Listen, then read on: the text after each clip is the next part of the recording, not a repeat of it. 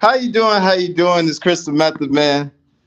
And today we have a special guest, Nalone Sumo. Sumo, bro, it's a blessing. It's an honor, man. Thank you. No, definitely. Thank you for having me. I know I've been watching your podcast for a while, so I'm glad to finally get on the show. You know what I'm saying? Man, I've been waiting for this moment for a minute. Hey, So, definitely. man, to start off, uh, growing up as a young man, what were your goals and aspirations? And what are your future goals and aspirations? Growing up, man, it was rough.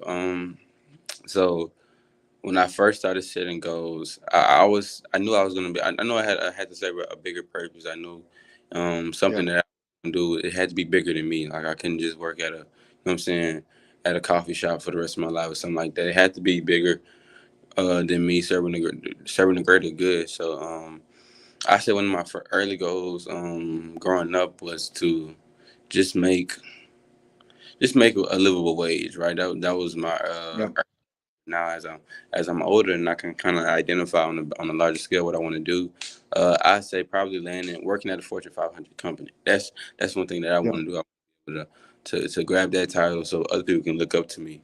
You know what I'm saying? I can set the Well, I think that's good, bro. That you have a purpose because a lot of times in life, a lot of people don't have a purpose. Some people may be in poverty. Some people may be in some economic situation, man. So when other people can just look up at you, man, you're like, I went through that, but example. you don't have to that, man. That's a blessing to see, bro. For real. I Yeah, commend you for that. definitely. I think it's that's. I feel like everybody has a duty to kind of like reach back and uplift everyone else. So I want to fulfill my duty. You know what I'm saying? After I graduate, or even now, you know what I'm saying? Going into the community, going to schools, and like showing people Yeah, that you can go from going to one of the worst schools in the city to going to Southern University, which is one of the best yeah, HBCUs in the country. yeah. So, man, another question. So, what does Southern University mean to you, man? Um, Just standpoint and emotional standpoint. Like, what does that mean to you? Definitely. So coming into Southern as a freshman, man, I had no emotional ties. My pops went here, my siblings went here, my pops worked here, so I really had no emotional ties. I thought it was just a pipeline that I was following. You know what I'm saying? It was the simplest choice, the easier choice. But man, when I Yeah, got here, bro, it's a different feeling. It makes you emotionally connected to it. It's a family one. It's family oriented. Especially when you know your resources, you utilize your resources. It becomes a family. It's welcoming. It's fun. You're surrounded by people that look like you, think like you, not even think like yes, you, are able to express themselves as comfortable as you are in that same space. Y'all might have different minds, but as long as you're able to express how you feel, I think that's yeah, really important. So Southern is family, bro. So when you think of Southern University, when you think of the down south culture, the culture down south is family. So for us to be Southern University, I think we embody that attribute of down south family. yes. Man, I couldn't explain it better myself, bro. Because at Southern University, man, people look like you. You could have gone to PWI, man. You All right, had so many accolades, so many scholarships, and I think you made the right choice, bro. So, definitely, I mean, definitely choice. it's nothing like Southern University. You can get an education anywhere. Ex- So yeah. I think. So, I'm gonna go ahead. Go so ahead. I'm sorry, bro. So, who is your inspiration in life? Who is that one person or family member or coach who inspired you to be the man and the person that you wanted to become today? I think for me, it's about a lot of different people. You know what I'm saying? Yeah. A lot of different people inspire me. I realized at a young age that the world is filled with so many different perspectives, so many different lifestyles, so many different cultures.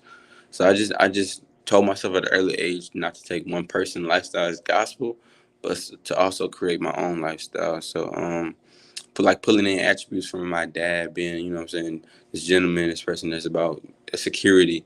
At the end of the day, it's all about security, but also looking up to some entrepreneurs that, hey, you got to take the risk Yeah. and lose the chance, you know what I'm saying? So, and then over the time, I did look up to Malcolm X, the Malcolms, Mm, Martin Luther Kings, the the Gandhis, like stuff like that. I think I was able to pull those in and to become who I am today, and then at the same time experiencing my lifestyle and trial and error in my life. Do I want to react like this or do I want to react like that? yeah, Just forming who I want to be. just having that's good, bro. Just honestly, like with me, like you just looking at different perspectives from other people that came before you. Like Hmm. what wrong, what did they do right, you know? Right. And just Exactly. try to follow the word, but also follow their path and what they set for younger generations. Exactly. Exactly. Exactly how I do it. I think like I said, like I mentioned earlier, it's about setting the example. So if I'm able to pull all these stuff in and then create a better version of myself as I'm doing it, I Yeah. think the bar will be so high Hmm. that people that come before me, I mean, that come after me, will want to reach for the skies. Hmm. So man, like over last year, man, you know, you're very big in entrepreneurship. Your buddy Hampson, he's Hmm. also entrepreneurship too. So how did the brand Be Your Authentic Self come about, and what's the meaning behind it? So my brand, I have a clothing brand called Real and Exclusive, right? And in that brand, we use the tagline "Be Your Authentic Self." During the process of curating that brand, man, the inspiration came from a situation in my life where I lost my best friend, and that was our tag name for each other, was a real one. You know what I'm saying? It was We always had that. We was always there for each other, being that real, the real one that we had in our lives. So just Hmm. utilizing that and turning that into a brand, because I held that so close to my heart, which I still do. Um, the meaning for that, the meaning for the brand to me is really just, I wanted to have something that symbolizes who you are. That everyday reminder when you put down that hoodie is to, hey, I'm gonna put this on, I'm gonna read it. Be your authentic self today. So every day you going outside, you being your authentic self. And then another attribute to my clothing line, to the brand that we utilize, is the middle finger, right? We're not worried about everybody else's opinion. We're trying to focus on what we have to say. We're not forget what everybody else say. So that was the inspiration and purpose behind Real One. Wow. Right. I kind of just teared up, man. Just hearing that, man. It was just moving. Definitely. But I feel like Right. that's the problem in society, man. Like we always try to like it could be in the dating atmosphere too, you know, a lot of things. Like we always try to not be our authentic self and put on a facade that doesn't resonate resonate to the person that who we want to be, right? So Right.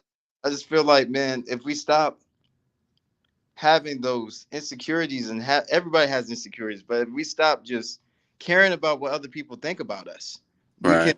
live a better life and be happy people. No, that's. I think that's true. I think once one person, somebody is able to cross that line of, where I'm not worried about what somebody else has to say. They'll start to see progress slowly but surely, that they're, you know what I'm saying, they're going to get better day in and day out if they continue to worry about what they have to say about themselves. But the minute that Yeah. they step out of that, is you might as well start all over again. Yeah. Cause man, if I step out myself, man, Exactly. I don't feel right. So Yeah, no, that's it's a toll. It's not. It's easier said than done. But if it once completed, and I'm still working on it as like myself. It's not just it's a switch. It takes no, time. So you know what I'm saying. Growing up, people start to tease and nag, but at yeah, the point in my life where I'm at is, if you're not contributing to my bank account, if you're not yeah. helping with my schoolwork, you're not helping me do anything that I need to move myself forward, then I can't really. I'm not really. Your opinion is not valued over here. Oh, did the sound come off? You can still hear me? Yeah, I get you. Hold on, guys. We're having some technical difficulties. Let me see if I can get back. Hold on.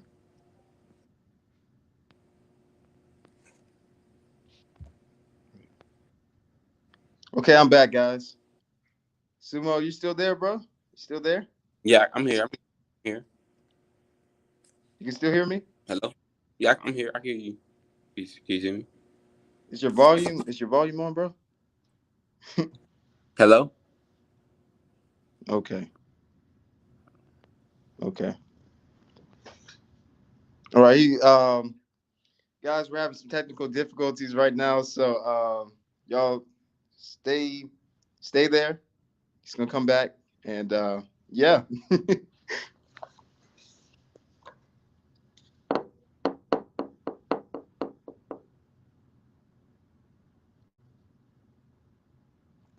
See if he comes back, guys.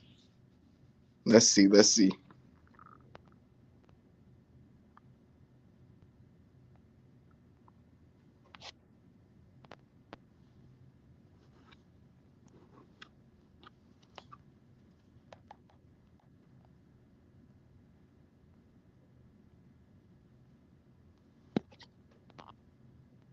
Oh, Sumo's back. Okay, okay, okay. He's back. To leave and come back. I Sorry think. for those technical difficulties, bro, and audience. Yeah, man. So, what was your best moment at Southern so far that you would never forget when you get older? What was Oh that moment? man, it's been too many good ones, man. I don't. It's been too many good ones. I would say a good day, the best day I had at Southern is probably be homecoming freshman year. Last year Okay. homecoming was having. I was just having a good time, a great time. It was great culture. It was my very first homecoming in New York as a student. Had that access to everybody. Had a good network to where I can go around get free. You know what I'm saying? Good drinks, good people Yeah. around. Pictures, good memories, good moments. Everything was a 10 out of 10 day, and to have that day in my arsenal, I'm very grateful for it because now I know how it's supposed to be when it's what I'm Yeah. saying, when you're on a tailgate, when you're tailgating. So Yeah. that'll probably be my favorite moment. Homecoming. I'm so excited for homecoming this year. We've been working hard, Yeah. and so I can't wait for it. Yeah. Especially, man, like just honestly for homecoming, just get it out of the pandemic. Just this is the time where homecoming is going to be more open. There's going to be more people, Right. family members come. So I'm really excited that homecoming is going to come back and just see everybody that we haven't seen like in 2 years. So it's pretty Definitely. good. And one thing to know this year, like our homecoming and LSU's homecoming on the same day, so Oh it's gonna wow. of traffic on our side, their side as Yeah. well. It's gonna be a Wow. event. Yeah. Yeah. I think I'm gonna go to both. So That, that's a lot of yeah. people. I'm staying over here at my HBCU, but yeah, Yeah. Yeah. definitely, Jaguar till you die, bro. exactly. Yeah. So man, we also know that you're part of SGA. You're a big part of it. You ran, and you won president, right? Vice Hmm. president. Okay. So, are there any sneak peeks that the audience can find out for the spring and right now? Like, what's going on? I think the people want to know. Okay, so last year I was the freshman vice president. This year I take on a new role as the director of the Jaguar Activities Board. So um, we plan the Jaguar Activities Board is a new campus that plans large scale events tailored to the whole student body. So magic shows, comedy shows. Yesterday we was able to do a poetry and pottery event where students Yeah. came out and were able to do a little bit of pottery and then take home some dough to make at home. Um, uh, we also work on homecoming. So like I said, we've been working hard. We curated the whole homecoming lineup. So I'm excited for that. But some sneak peeks. Just stay tuned and just keep your eyes. Just stay on follow us on Instagram. It should be on square jab.